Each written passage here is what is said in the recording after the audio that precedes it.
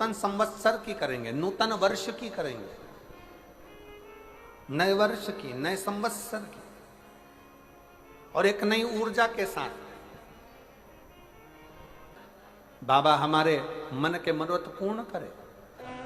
नया वर्ष प्रारंभ हो रहा है, नया संवत्सर, नया वर्ष प्रारंभ हो रहा है। एक नियम बना लो कि हमारे शरीर को, क्योंकि दिन भर हम दुकान पे बैठे रहते हैं, नौकरी में लगे रहते हैं, सर्विस में लगे रहते हैं।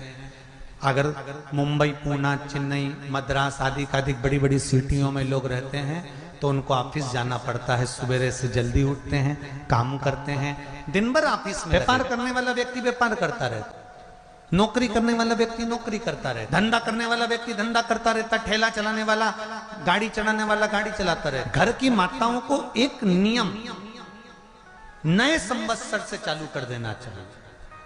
क्या नियम? क्योंकि जान है तो जहान है। बोलो सही है कि गलत? शरीर में रोग आ गया, बीमारी आ गई और तुमने 5 लाख रुपए महीना भी कमाया, मान लो, एक सरल भाषा में समझ लो, 5 लाख रुपए महीना तुम कमा रहे हो, 4 लाख रुपए महीना तुम कमा रहे हो, और शरीर में बीमारी आ गई। अब वो 5 लाख रुपए तुम्हारे कमाए हुए किसी काम के हैं क्या? हॉस्पिटल में जाओगे, दवाई में, गोली में, जांचों में वो समाप्त होते चले जाएगा। तुमने कमाया किसके लिए था? अपने बच्चों के लिए। मेहनत किसके लिए करी? अपने बच्चों के लिए। परिश्रम किसके लिए करा? आगे बढ़ने के लिए। और मालूम पड़ा कि तुम बीमार पड़ गए, जितना तुमने कमा कर जोड़ा था वो सब तुम्हारी बीमारी में लग गया। तो ऐसा कमाना कोई फायदे का है क्या? कमाओ, दिल से कमाओ, जितनी तुम्हारी कैपेसिटी है उससे दुगना कमाओ, पर उसके साथ एक काम चालू करो कि तुम अंतिम क्षण तक, जब मौत तुम्हारे दरवाजे पर आए, तुम्हारी उम्र जब पूरी हो, तब तक भी तुम बीमार नहीं पड़ो।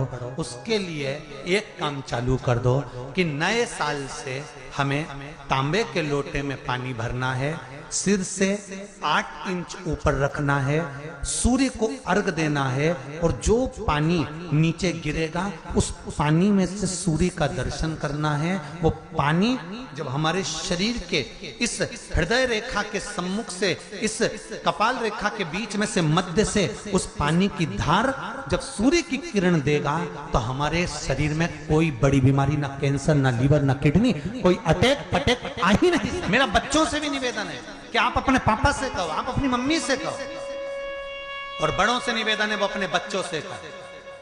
बुजुर्ग माताओं से निवेदन है, अगर आप अपने बच्चों को सुखी देखना चाहती हो, बीमारी में पैसा नहीं लगाना चाहती, आप अपने बच्चों को अंत समय अपनी आंखों से उसको तड़पता हुआ नहीं मरना देखना चाहती, तो सूर्य को अर्घ देना चालू कर दो।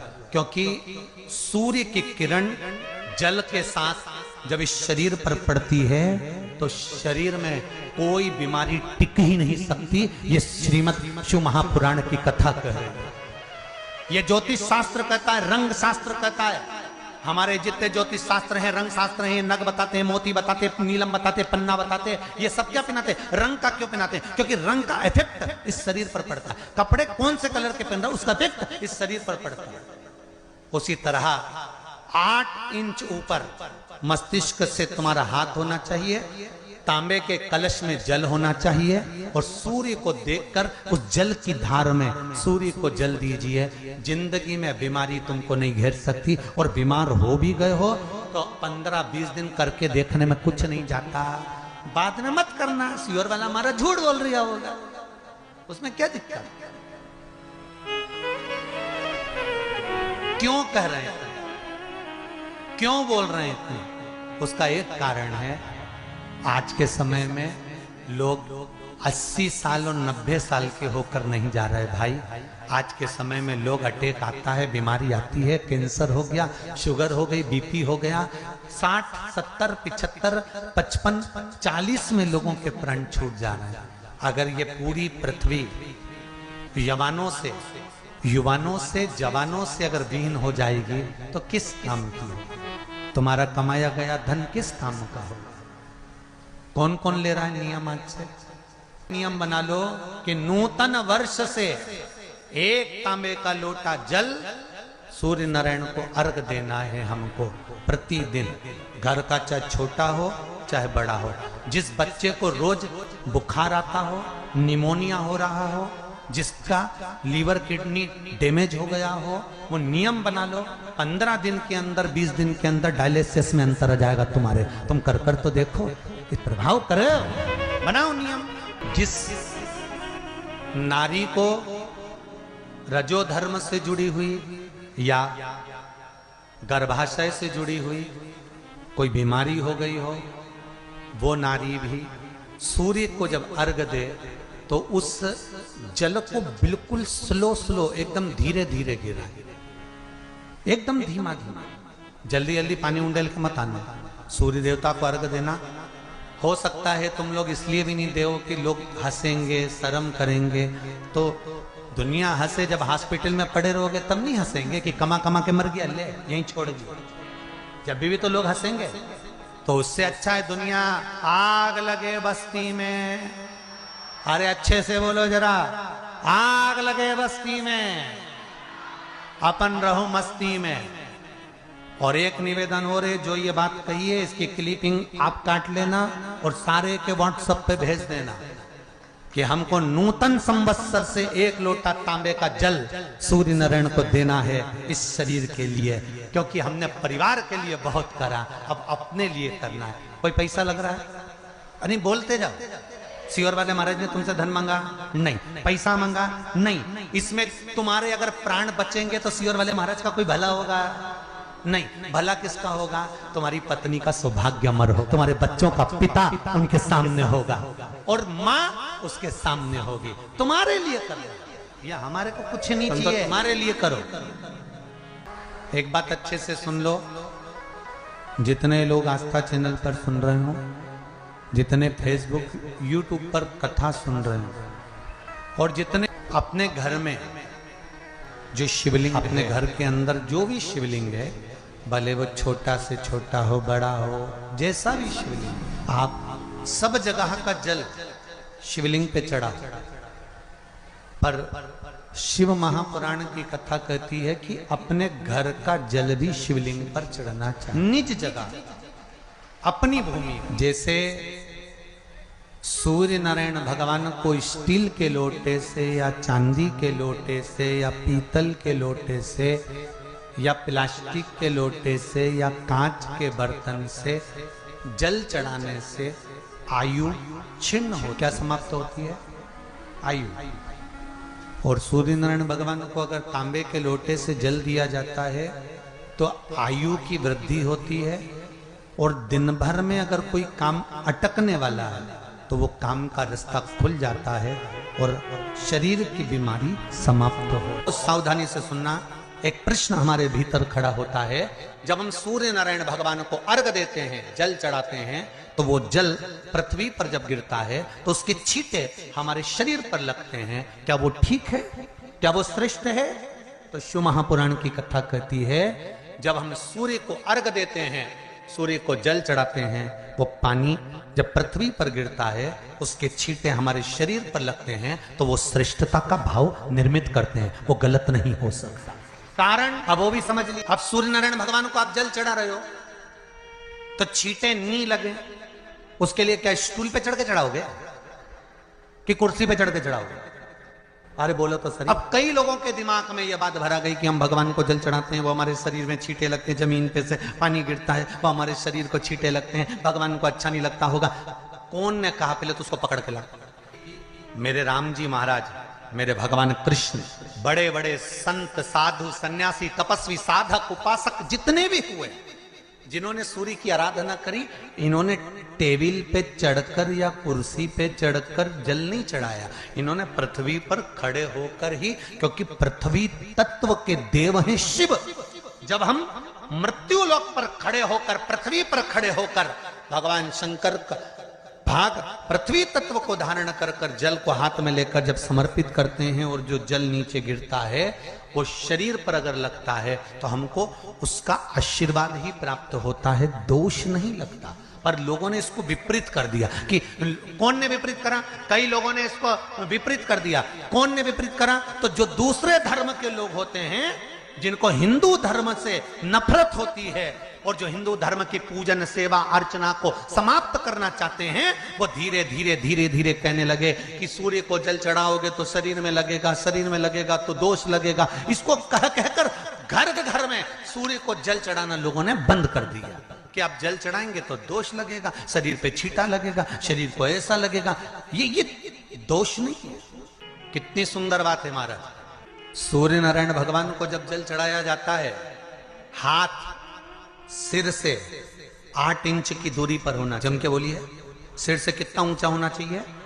8 इंच ऊपर अपना हाथ होना चाहिए मस्तक से सूर्य को जल चढ़ाते से। और न चांदी का, न स्टील का, न लोहे का, न प्लास्टिक का, न कांच का, न सोने का कोई बर्तन, न कांसे का, न एल्युमिनियम, न पीतल का, केवल एक पात्र होना चाहिए, वो है तांबे का। काय का पात्र होना चाहिए? तांबे का पात्र।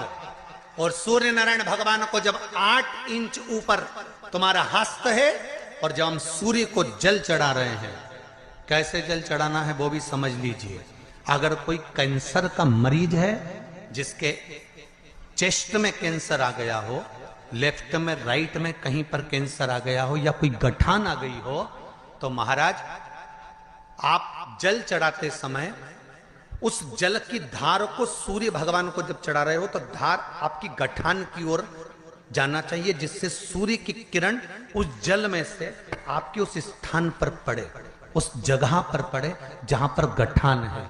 महाराज आप लगातार जल तो चढ़ाना चालू करो, अच्छे अच्छे डॉक्टर फेल हो जाएंगे और कह देंगे गठन। आपका लीवर और किडनी गड़बड़ कर रहा है, आप प्रतिदिन आपका स्वास्थ्य गड़बड़ रहता है, आप प्रतिदिन ये ज्योतिष शास्त्र के अंतर्गत, रत्न शास्त्र के अंतर्गत, ये रत्न शास्त्र, ज्योतिष शास्त्र, रंग शास्त्र जो हमारे यहाँ है, रंगों के हिसाब से ये जितने रत्न होते हैं, माणिक हुआ, सोन मोती हुआ, नीलम हुआ, मूंगा हुआ, पुखराज हुआ, ये क्यों कहते हैं ये पीला है, ये सफेद है, ये नीला है, ये लाल है, इसको शरीर में क्यों पहनाते हैं? उसका कारण होता है कि जब शरीर में पहनते हैं, सूर्य की किरण उसमें पड़ती है, हमारे शरीर पर वो कलर का इफेक्ट पड़ता है, उस कलर को शरीर पर लगता है, और शरीर पर लगता है तो हमारा शरीर धीरे धीरे, हमारी जो इंद्रियां हैं वो सही होने लगती हैं, काम सही होने लगता है। तो आप कहते हो ना, सब मैं कौन सा नक पहनूं, मैं कौन सा मोती पहनूं, मैं कौन सा पुखराज पहनूं, मैं कौन सा नीलम पहनूं, वो ज्योतिष शास्त्र के अंतर्गत, रत्न शास्त्र के अंतर्गत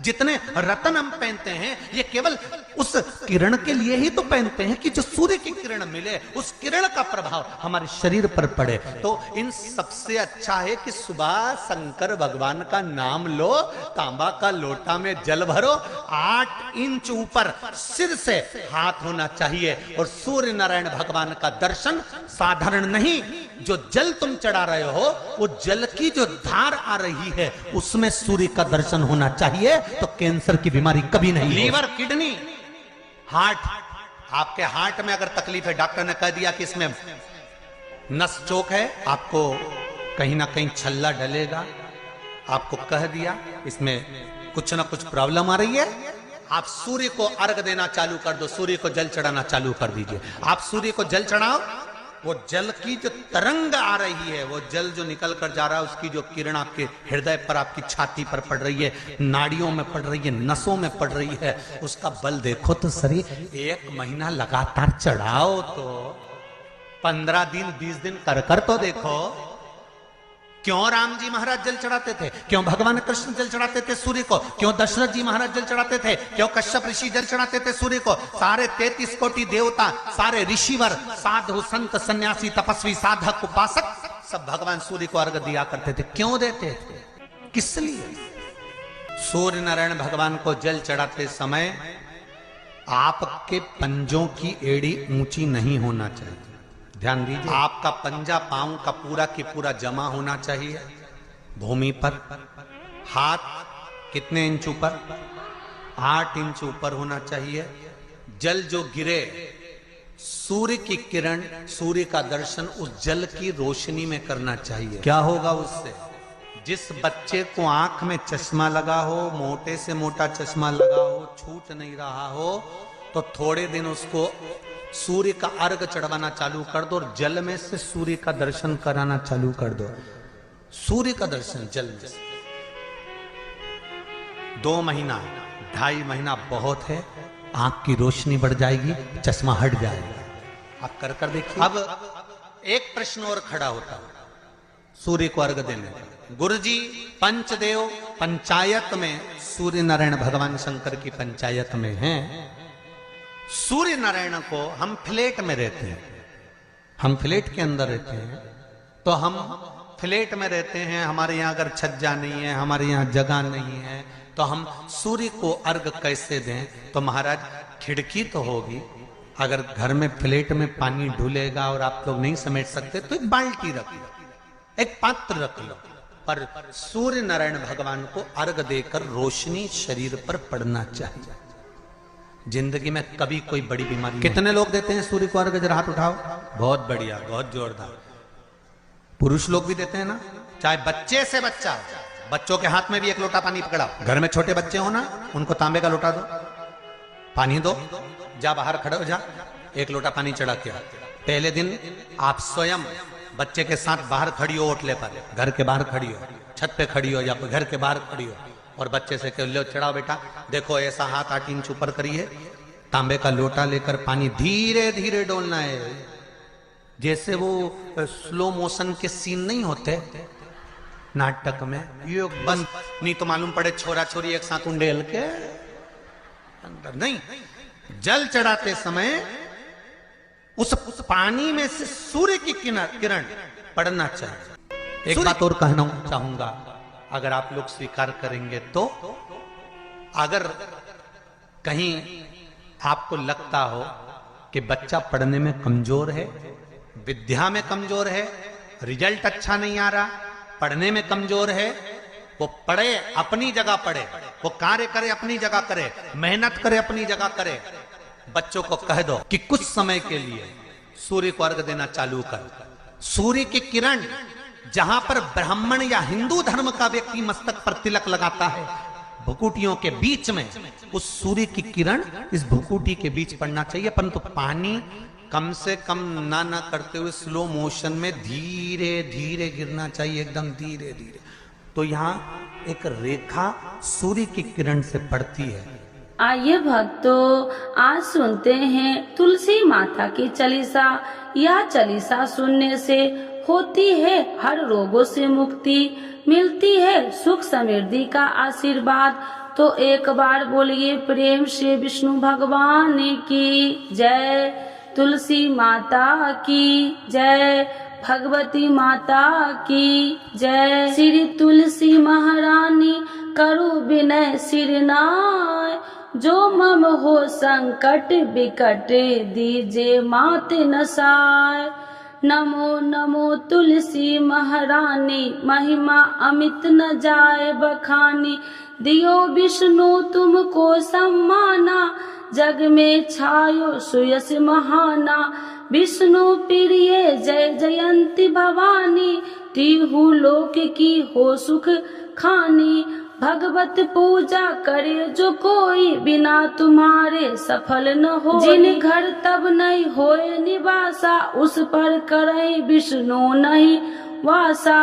करे सदा जो तब नित सुमरन, ते ही के काज होए सब पूरन। कार्तिक मास महात्म्य तुम्हारा, जाको जानत सब संसारा। तब पूजन जो करे कुमारी, पावे सुंदर बर सुकुमारी। करे जो पूजा नित प्रति नारी, सुख संपत्ति से होए सुखारी।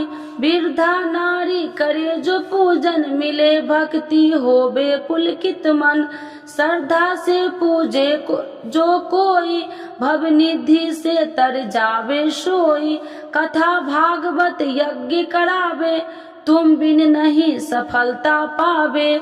छायो तब प्रताप जग भारी, ध्यावत तुम्हि सकल चितधारी। तुम्हि मात यत्र तंत्र में, सकल काज सीधे होवे क्षण में। औषधि रूप आप हो माता, सब जग में तब यश विख्याता।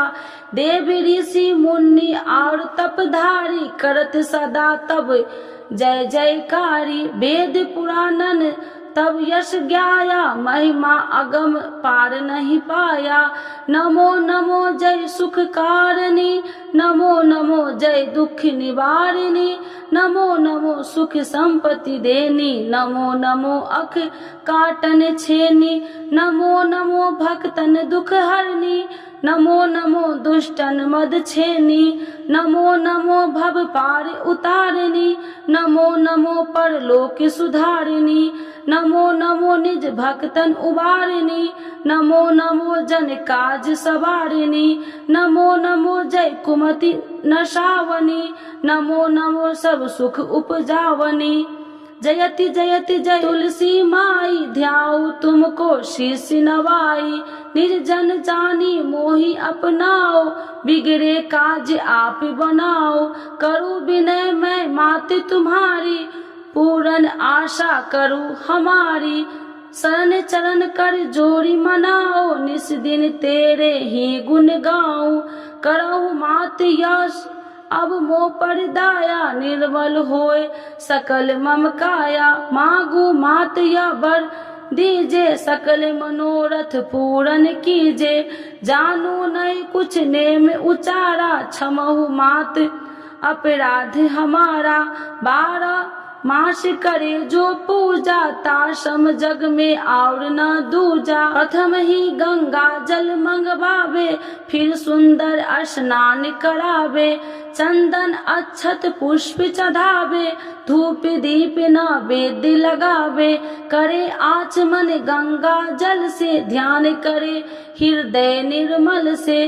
पाठ करे फिर 40 की, स्तुति करे माते तुलसी की। यह विधि पूजा करे हमेशा, ताके तन नहीं रहे कलेशा। करे मास कार्तिक का साधन, शोभे नित्य पवित्र सिद्ध होई जाई। है यह कथा महा सुखदाई, पढ़े सुने सो भव तर जाई। यह श्री तुलसी चालीसा, पाठ करे जो कोई। गोविंद सो फल पावही, जो मन इच्छा होई। तो एक बार बोलिए प्रेम श्री विष्णु भगवान की जय, तुलसी माता की जय, भगवती माता की जय, सर्व देवी देवताओं की जय।